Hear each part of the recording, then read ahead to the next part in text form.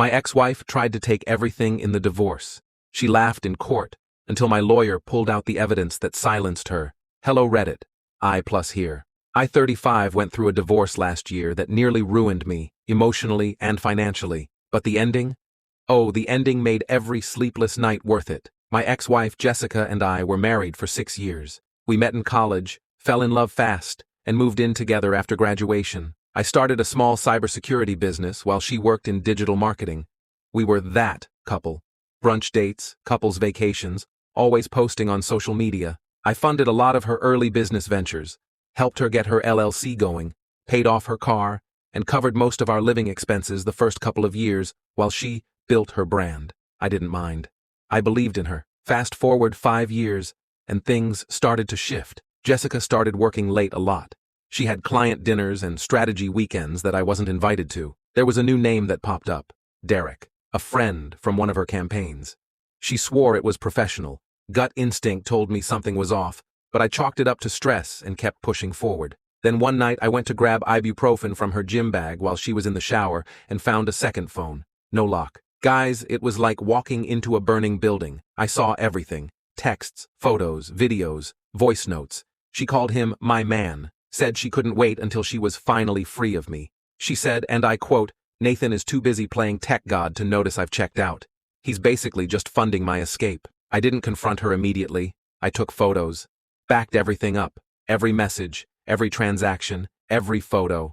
That burner phone was a gold mine. Then I hired a lawyer, quietly. When I finally told her I knew, she didn't even pretend to be upset, just shrugged and said, "Good, then you know it's over." I asked if we could separate peacefully. She laughed, told me she was taking the house, both cars, half my business, and even the dogs. I asked why she'd go nuclear like this. She said, "Because I can. Because I've been smart about this." That was her mistake. She had no idea what I had on her. She thought I'd roll over, that I'd beg, cry, offer her a payout to avoid embarrassment. She underestimated me. In court, she came in looking like she was ready to walk a red carpet. Her lawyer went hard, claimed I was emotionally distant, controlling, and had made her life miserable. She cried, said I had ruined her confidence and kept her from finding herself. Then my lawyer stood up. He pulled out a binder, labeled, tabbed, time-stamped. Texts, pictures, voicemails, a full timeline of her affair, Venmo receipts. She literally paid Derek money with emojis.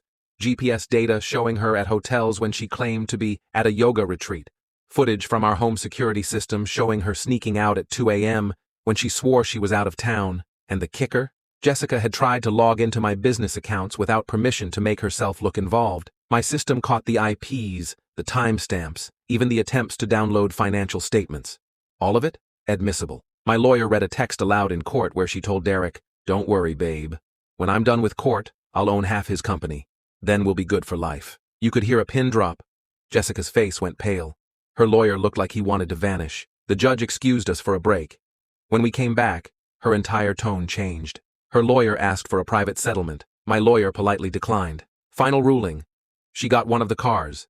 We split the profit on the house sale, but she had to pay her own legal fees. She got no part of the business, no alimony, and I kept the dogs. The judge also warned her that any more false claims would lead to perjury charges. She walked out in silence. No smirk, no laugh, just pure humiliation. I walked out feeling not victorious, exactly, but vindicated, like I'd finally stood up for myself after being lied to, used, and betrayed. Jessica and Derek? No idea what happened to them. Last I heard, they broke up 3 months later because she changed once she didn't get the money she thought was coming. Me? I'm doing all right. The business is stronger than ever. I got full custody of the piece and the pups, and I sleep a hell of a lot better now. It's been about 7 months since the divorce was finalized. I've moved on, got my business back on track, hit the gym again, and even started dating someone new. Someone kind, grounded, doesn't treat relationships like a power game. Anyway, a few weeks ago, I got an email from Jessica. Subject line: "Can we talk? First instinct? Trash. Second instinct? Curiosity." Against my better judgment, I opened it. She was deeply sorry for how everything went down. Said she was going through a rough time back then and wasn't herself. Claimed Derek manipulated her into making the choices she did. She even said she missed the life we built, and that I had always been her true home. I almost spit out my coffee. This woman called me a stepping stone while plotting to take everything I owned. She mocked me to her side piece like I was nothing. Now she's nostalgic? I didn't respond. That should have been the end of it. Then she started calling. Blocked number at first, then from a new phone. Left a voicemail crying. Said she lost her job, Derek left her, and her apartment lease was up. Asked if I could just talk to her for 5 minutes. I sent a very polite, legal-sounding text telling her all communication should go through our lawyers unless it pertained to property, which had already been settled. I blocked her again. A week later, I bumped into one of her old friends at the dog park. She didn't know we'd split. Turns out Jessica had told people I cheated.